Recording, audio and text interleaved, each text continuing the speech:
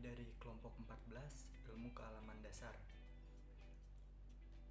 Nama saya Idham Maulid, NPM saya 2024 14 50 06 17, dan rekan saya NPM-nya itu 2024 14 06 67. Di sini kita akan membahas tentang isu lingkungan.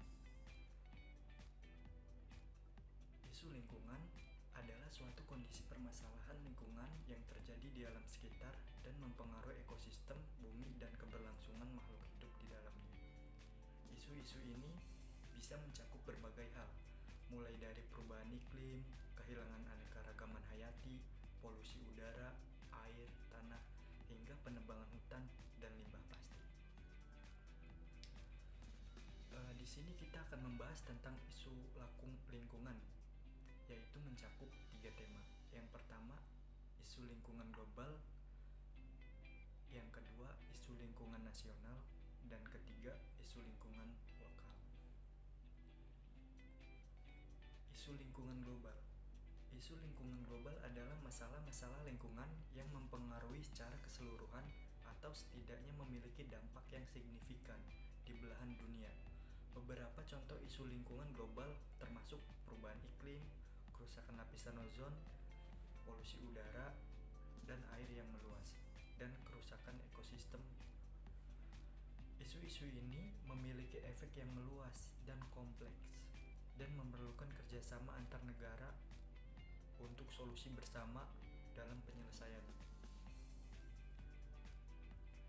Masalah lingkungan yang kita hadapi dari tahun ke tahun itu semakin meningkat, baik yang berasal dari pencemaran air maupun pencemaran udara.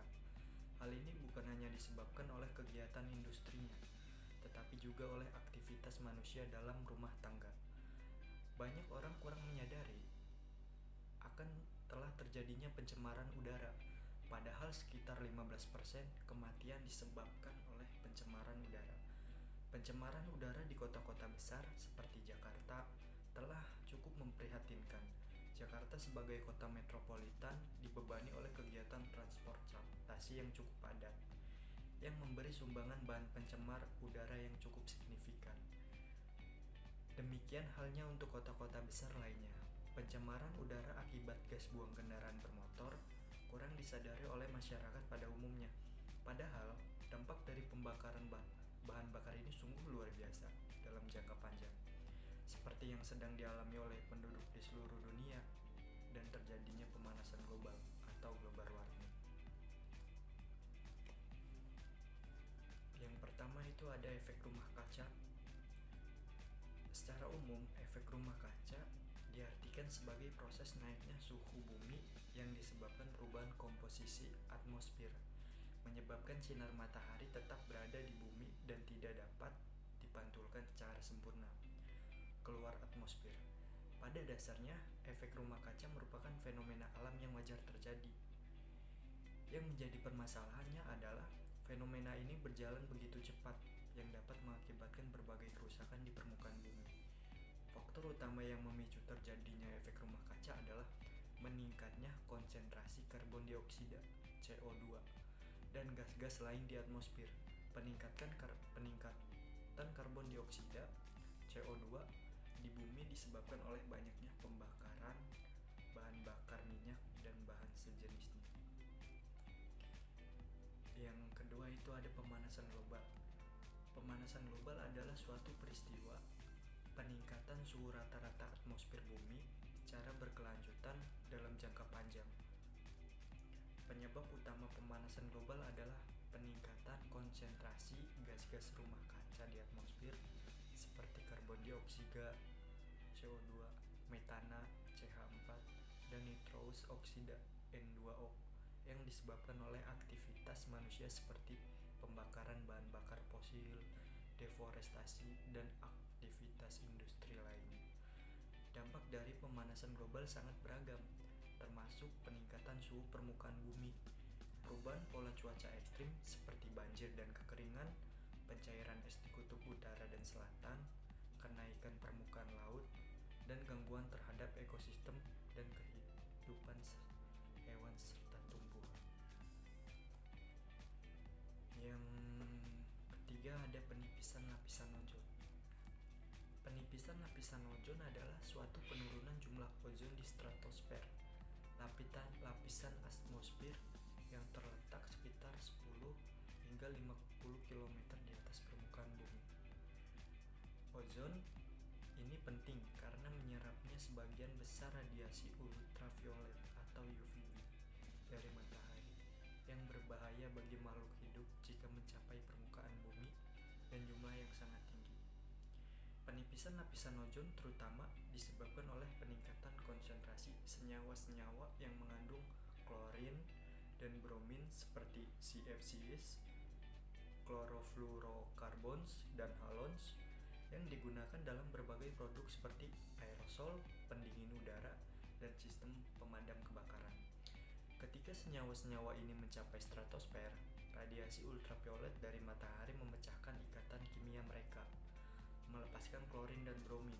Senyawa-senyawa ini kemudian bereaksi dengan ozon dan merusak molekul ozon. Salah satu masalah utama lingkungan hidup adalah polusi atau pencemaran lingkungan hidup. Menurut penelitian, diperlukan jutaan tahun untuk menyembuhkan polusi udara, air, dan tanah agar dapat normal kembali. Sektor industri dan asam kendaraan bermotor menjadi sumber utama polusi udara. Sedangkan polusi air lebih banyak disebabkan oleh tumpahan minyak, hujan asam, dan limbah perkotaan. Dan polusi tanah yang disebabkan oleh limbah industri yang merusak zat nutrisi di tanah yang penting bagi tumbuhan.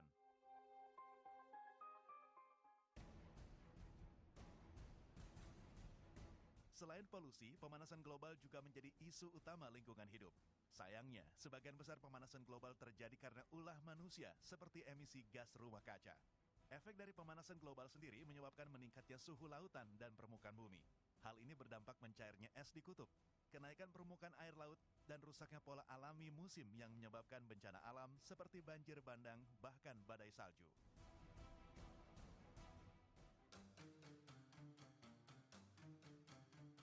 Masalah yang dianggap sepele seperti membuang sampah sembarangan, seperti limbah plastik dan limbah rumah tangga juga menjadi masalah besar untuk lingkungan hidup.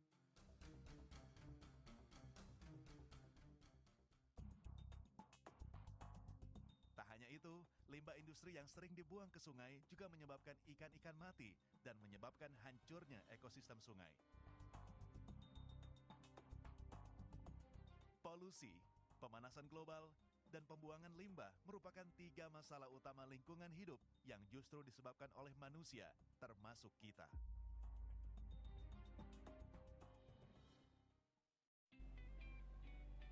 Selanjutnya kita akan membahas tentang isu lingkungan nasional. Isu lingkungan nasional adalah masalah-masalah lingkungan yang secara khusus terjadi di suatu negara atau wilayah tertentu. Isu-isu ini dapat bervariasi, tergantung pada kondisi geografis, ekologis, sosial, dan ekonomi dari negara atau wilayah tersebut. Beberapa contoh isu lingkungan nasional meliputi: 1. Kebakaran hutan, yang kedua banjir, dan ketiga sampah dan limbah. Kebakaran hutan. Kebakaran hutan dapat terjadi dengan alami atau ulah manusia. Kebakaran oleh manusia biasanya karena bermaksud pembukaan lahan untuk perkebunan. Dampaknya itu memberi kontribusi CO2 di udara, hilangnya keanekaragaman hayati, mengganggu kesehatan ispa, dan berdampak gangguan ke negara lain. Yang kedua, banjir. Banjir merupakan suatu peristiwa alam yang terbenamnya daratan yang pada keadaan normalnya atau awalnya kering karena meningkatnya volume air. Banjir dapat disebabkan oleh beberapa hal, diantaranya akibat pemanasan global, yaitu dapat meningkatkan tinggi permukaan air laut, sehingga beberapa daerah di pesisir pantai akan terkena luapan air tersebut.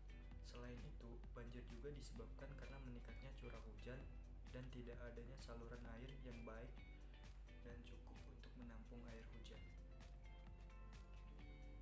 Yang ketiga, sampah dan limbah. Sampah adalah zat yang dihasilkan dari suatu proses produksi, baik industri maupun domestik. Sampah atau limbah yang dihasilkan berupa bahan organik dan anorganik. Sampah organik dihasilkan dari rumah tangga maupun industri. Sampah merupakan masalah sosial yang dapat menyebabkan konflik Di Indonesia, masalah sampah kurang mendapat penanganan yang baik. Sampah plastik adalah isu yang paling mengkhawatirkan di dekade ini. Dan fatalnya bahwa Indonesia adalah produsen sampah plastik nomor 2 di dunia setelah Cina dan nomor 1 penyumbang sampah plastik yang dibuang ke laut. Demikian pula, Indonesia merupakan negara nomor 3 terburuk di antara 11 negara Asia dalam pengelolaan lingkungan komunal. Oke, selanjutnya materi ini akan disampaikan oleh rekan saya, yaitu Pak Ferry Maria. Pak Variamen.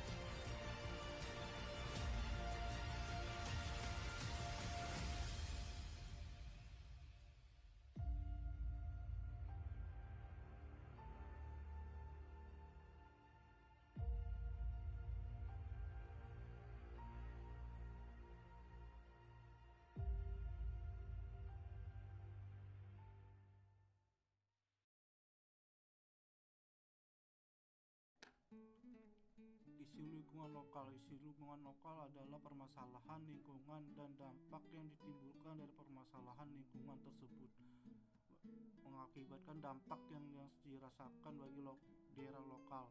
Dampak isu lingkungan lokal dapat berupa kekeringan dan tanah longsor. Kekeringan adalah daerah kekurangan pasokan air pada suatu daerah di dalam masa yang berkepanjangan, beberapa bulan hingga bertahun-tahun. Biasanya kejadian ini muncul bila suatu wilayah secara terus-menerus mengalami curah hujan di bawah rata-rata. Musim kemarau yang panjang akan menyebabkan kekeringan karena cadangan air tanah yang akan habis akibat penguapan, evaporasi, transpirasi, ataupun penggunaan lain oleh manusia. Kekeringan dapat menjadi bencana alam apabila mulai menyebabkan suatu wilayah kehilangan sumber pendapatan akibat gangguan pada pertanian dan ekosistem yang ditimbulkan. Dampak ekonomi dan ekologi kekeringan merupakan suatu proses sehingga batasan kekeringan dalam suatu bidang dapat berbeda-beda. Namun suatu kekeringan yang singkat tetapi intensif dapat pula menyebabkan kerusakan yang signifikan. Tanah longsor atau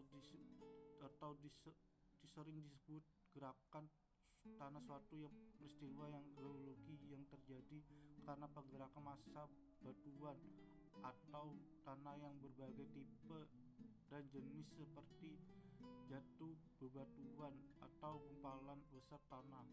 Secara umum kejadian longsor disebabkan oleh dua faktor, yaitu pendorong dan faktor pemicu. Faktor pendorong adalah faktor yang mempengaruhi kondisi material sendiri, sedangkan faktor pemicu adalah faktor yang menyebabkan bergeraknya material tersebut. Berikut penyebab tanah longsor. 1. Erosi yang disebabkan aliran air permukaan atau air hujan, sungai-sungai atau gelombang laut yang mengerus kaki lereng-lereng bertambah curam. 2. Gempa bumi menyebabkan getaran tekanan pada partikel mineral dan bidang lemah pada massa batuan dan tanah yang mengakibatkan longsornya lereng-lereng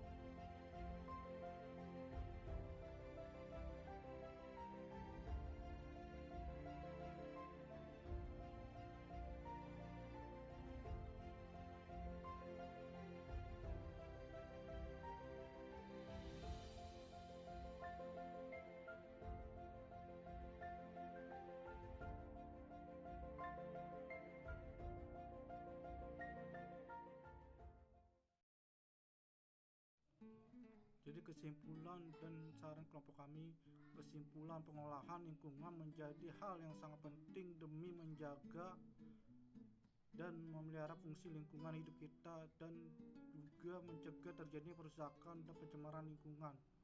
Dalam penerapannya sangat dibutuhkan partisipasi atau peran dari diri kita sendiri dan masyarakat.